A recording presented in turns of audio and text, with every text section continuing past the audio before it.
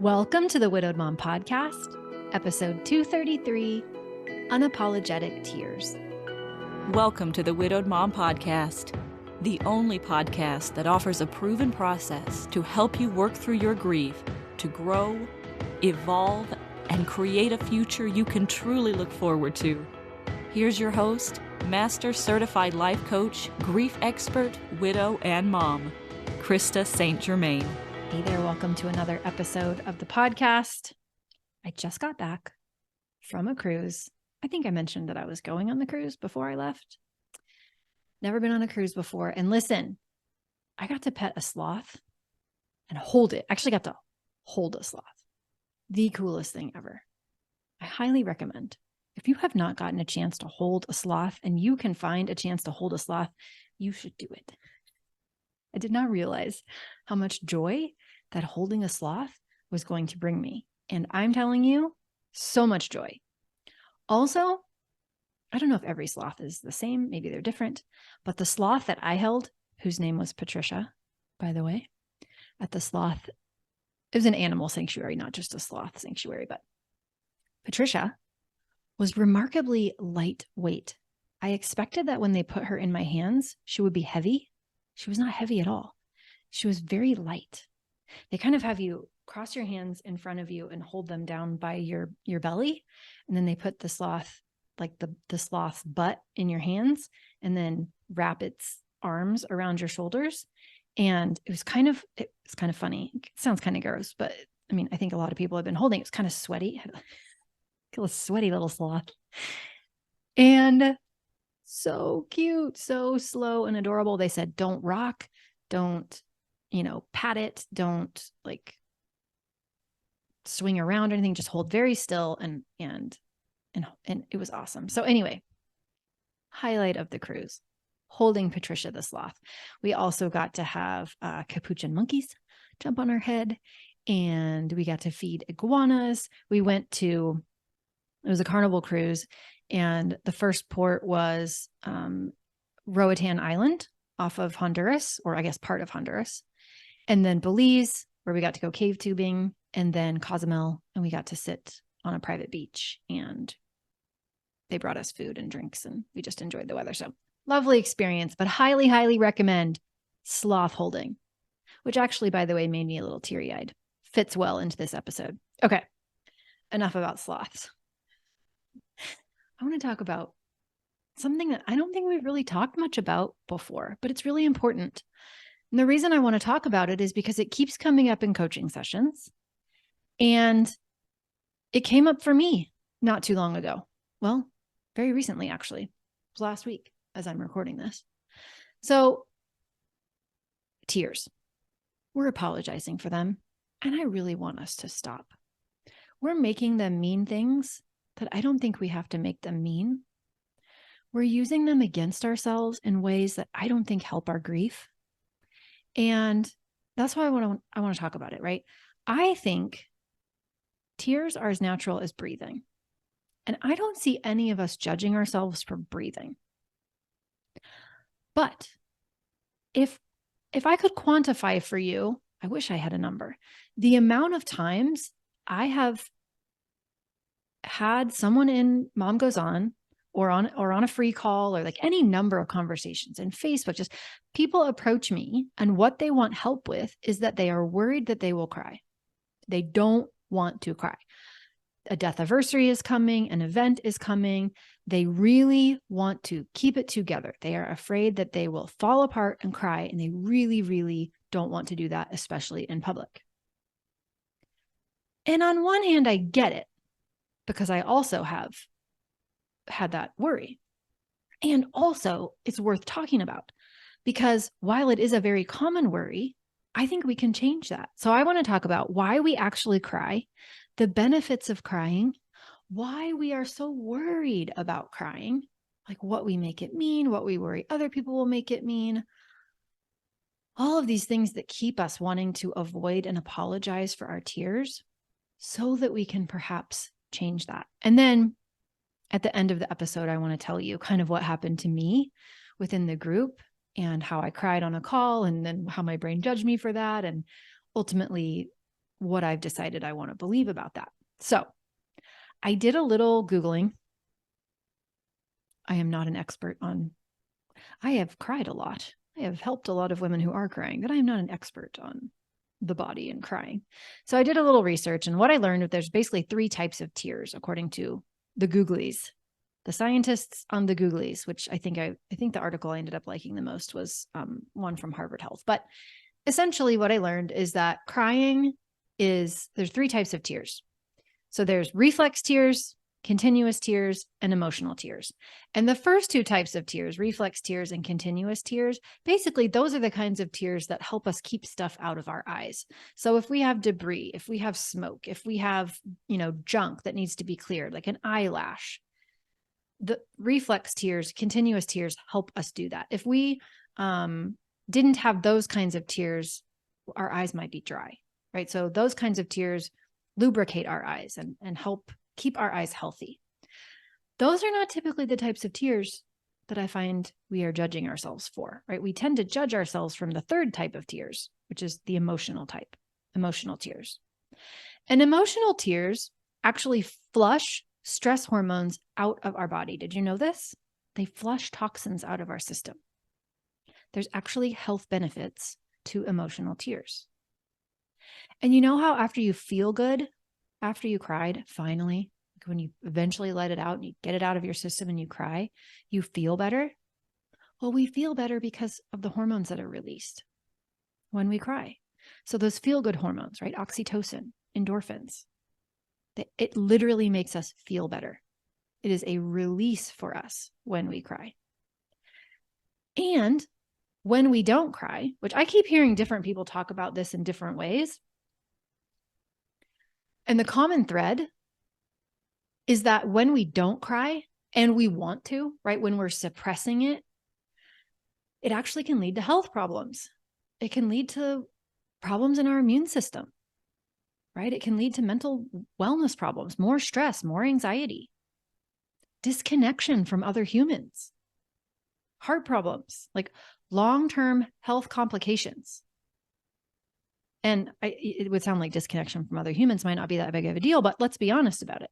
At a time when we really need support, grief, spousal loss, partner loss, if we aren't being honest about how we feel, if we're putting on a fake front because we're worried about what people will think, we actually don't give ourselves the chance to be supported because we aren't being honest. So people don't know that we could use support, that they are fully capable and willing to give us, but we hide what's really going on and then block ourselves from getting support. So tears are good. They help us. Suppressing them doesn't help us for a multitude of reasons. Agreed? I don't think I have to convince you of this, but let's get on the same page first, right? Okay. So why do we apologize for them? Why are we so worried about tears coming? Why don't we embrace them when they do come? I think there's a few reasons. One, I think we make crying mean something about us. We make crying mean something about how we're doing. Think about what we're told when we're little. Keep it together, right? Be strong. If you want to cry, I'll give you something to cry about. If you're going to cry, go to your room. Like we're told things about crying, and different people are told different things. Not all of us learned the same things about crying, but many of us have been taught to think that crying is weakness, that we aren't really supposed to cry, that when we cry, it's a problem. And even worse, if we're women. Because, and differently from men, right? Men are often told that it's a feminine thing to cry. So they're judged for crying for different reasons than we are, right? We're not told that we're being, we need to suck it up as much as men are probably, but we are judged by our tears. We are perceived as less capable, emotionally unstable, right? She's unstable. She's too emotional. We're taught this. So of course we don't want to cry in a meeting if we think that everybody in that meeting is now going to think that we're unstable or incapable of doing our jobs, right? So this makes sense, right? We're taught these things about crying. And We're so misinformed about grief, yet we use other people's opinions who are misinformed about grief to measure our success in grief. Can we think about this for a second? If most of what other people know is the 5 stages of grief, which if you've listened to me for any length of time, you know is old, outdated, not helpful. Grief isn't linear. There's no finish line. It doesn't ever end. There are no stages, right? None of that. But that's the lens that most people are seeing our grief through. Oh, by the way, emotions are problems, and crying makes us weak or unstable. And yet we measure our success. I was doing so good. And then I started crying. I thought I was doing so well, but now I'm crying more, right? We measure our success in grief as though there is such a thing with how much we cry. Do you see the ridiculousness of this? Do you see why we should have so much compassion for ourselves because we were implicitly and explicitly taught to do this? Like, it makes so much sense, and it also makes me crazy at the same time. It makes me mad. It makes me really want to change this, which is why I'm really glad you're listening to the episode, because I think we can. I think we can. Then we'll add one more layer. Women in particular are carrying a weight that I don't even know that sometimes we realize we're carrying until we put it down. And it's this deeply embedded belief that we have that we are responsible for the emotions of those around us. And we've been passing this down, I think, from generation to generation, right? That we are the caretakers. We are the caregivers. We are the ones who are responsible for how other people feel. And this is not a healthy belief in many ways.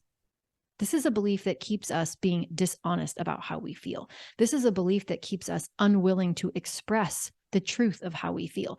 This is what makes us, in part, suppress tears, which, as I mentioned before, is not healthy. It's not honest. But think about it. Were you taught that you need to put other people's comfort above your own? Were you taught to read the room and adjust accordingly? Were you taught to hold your breath, to hold your tears, to be seen and not heard? Don't upset your parents. Don't upset your father. Don't make a scene. Don't air your dirty laundry. Don't make other people feel bad. Don't be awkward. I'm going to bet that you were. And what did we learn from that? We learned that other people's emotional state is our responsibility. That other people's peace is caused by us or taken away by us. And if we learned that as kids, then of course we brought it into adulthood, didn't we? And now, doesn't it make sense that we've brought it into our grief? That we're trying to navigate one of the most painful experiences we've ever been through and constantly monitoring ourselves to make sure that we minimize the burden we create in expressing how we're truly feeling to other people. It's absolute suffering. And so we're having these moments where the tears want to come out, and it makes total sense why they do. And we shove them down. Right? You know that feeling when you get that like pre-cry feeling in your throat? And so you know that if you keep talking, you'll cry, so you just stop talking. Heaven forbid we would make someone uncomfortable. Heaven forbid someone would pity us. Heaven forbid they wouldn't think we're doing okay.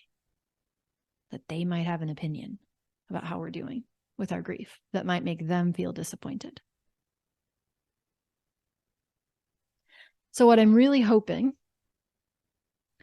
is that at this point, it makes sense to you why we worry so much about crying in public, and that you are extending a lot of compassion to yourself about why we worry. Oh, and I didn't even mention this, but also primitive brain, right? Primitive brain associates other people's approval with life and their disapproval with death, right? At a time when we actually did need a tribe of people to survive, our brain learned that those people are important, and whether they like us or not, or approve of us or not, matters to our survival. That old programming is still there, and we're always carrying it around. So, of course, also, doesn't it make sense that we would extend that into this? That our primitive brain would associate their disapproval of our tears with rejection, which equals death. Sounds dramatic, but that part of our brain really is pretty dramatic for our own survival. So it makes sense why we do it. We don't have to be mad at ourselves for doing it. And also, it's not healthy that we do it. It's contributing to the problem as opposed to lessening it. And I think we can do something about it, which is to stop apologizing for our tears. They're not contagious. They're not a disruption in someone else's day. They're not a sign of weakness. They don't mean anything unless we decide that they do, right? Anything bad.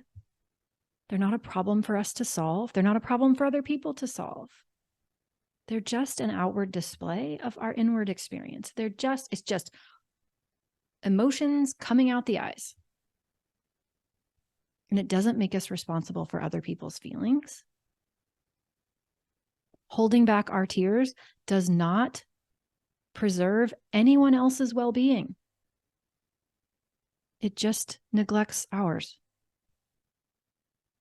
Right? It doesn't help anyone else. It just hurts us. And so I think it's something we can unlearn. And it's not just for us that I want us to unlearn it. I want us to unlearn this for future generations, for people that we care about, for the women in our lives, for the girls in our lives, for the little boys in our lives, right? For all of these future generations who could have a different experience of crying if it started with us, who could have an honest expression of their internal experience and get support around it and have a healthy release of it. They could literally be experiencing better levels of wellness and human connection because they don't apologize for their tears anymore. Here's when I knew I had to do this episode. So I was on a coaching call within Mom Goes On. And I was coaching someone, and, I'm like, I'm okay to cry on the podcast. You've heard me cry probably quite a few times. And sometimes I'm even okay crying on like a Facebook Live, or like when I read a testimonial, sometimes I will cry. When I get myself all fired up about the idea that you might settle for a life that is less than what you want, like that will make me emotional. There are things that times when I have cried and I'm totally cool with it. But when I'm coaching, it's typically not one of those times, because when I'm coaching, I try very hard. First of all, these women are paying me, right? They're paying me for support. They're paying me for coaching. And here I am, the master certified coach and the grief expert, right? My job is to focus on them, to help them, not to make it all about me, but to stay laser focused on what they've got going on so that I can be of service to them. That is usually where I am coming from. And for some reason, I needed to cry on that call. And what I was talking about with that client, it just hit me. And her experience just felt like my heart felt so much for hers. And then in that moment, I started thinking of Hugo, and I missed him. And I just felt all the same feelings, right? I remembered feeling how she felt. And so I started to cry. And I kept coaching. And, like the little chatter in my brain was like, okay, Krista, pull it together. Like, we got a coach here. And I think it actually ended up being a really good coaching session. But afterwards, I was kind of a little disappointed in myself. Like, should have been able to just keep it together. because you're the coach. Like, come on, Krista.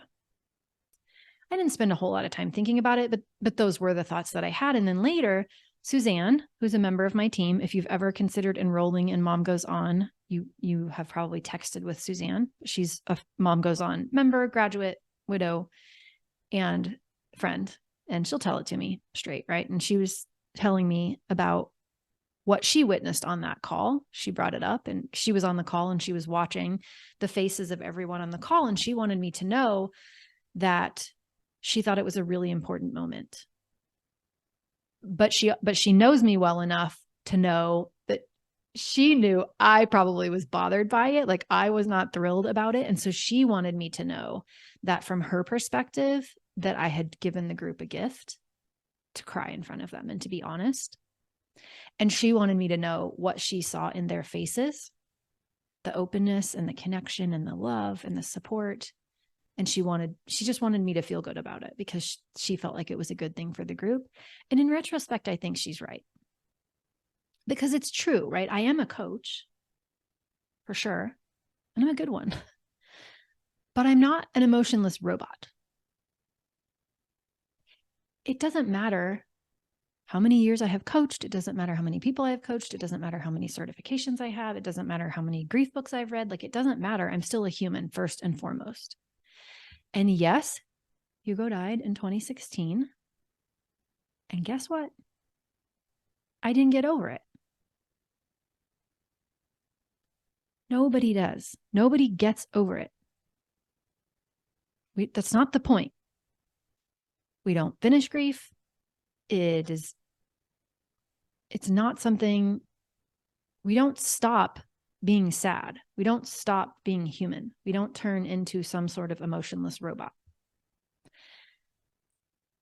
And so that's why I really wanted to talk about it on the podcast, because if I'm doing what I do and I'm still judging myself, I still have that little judgmental voice about what it means to cry, then what must yours be like? How can I normalize that experience for me so that I can normalize that experience for you so that we can both be honest about our experiences of grief? If we can let tears show up, whether we're expecting them or not, and be okay with it, that's a good thing. I don't think it would be reasonable for that to not happen. We loved deeply. Not everybody's relationship was amazing, right? But we loved them. Of course, tears are going to come. And it doesn't make us wrong. And it doesn't mean we're not doing well with our grief, whatever that is.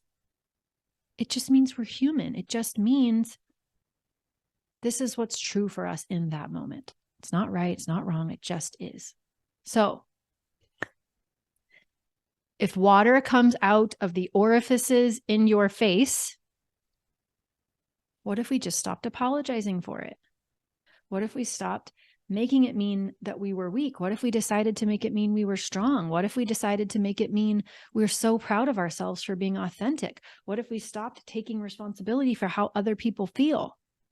What if we stopped trying not to cry and instead just let ourselves cry? Do you know how much energy we would save? Do you know how many coaching requests I would not have to even respond to? So people would stop asking me the question, how do I not cry? How do I keep it together?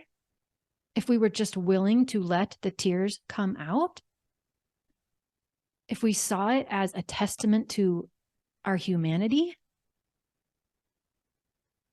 a normal, natural thing, just like breathing. Because I don't know when the last time I judged myself for breathing was, but I'm pretty sure I haven't. We could do the same thing with tears. We could give ourselves a lot of relief simply by unshaming the experience of crying. And when we do cry, and when other people do have thoughts and feelings about our tears, if we stopped taking responsibility for them.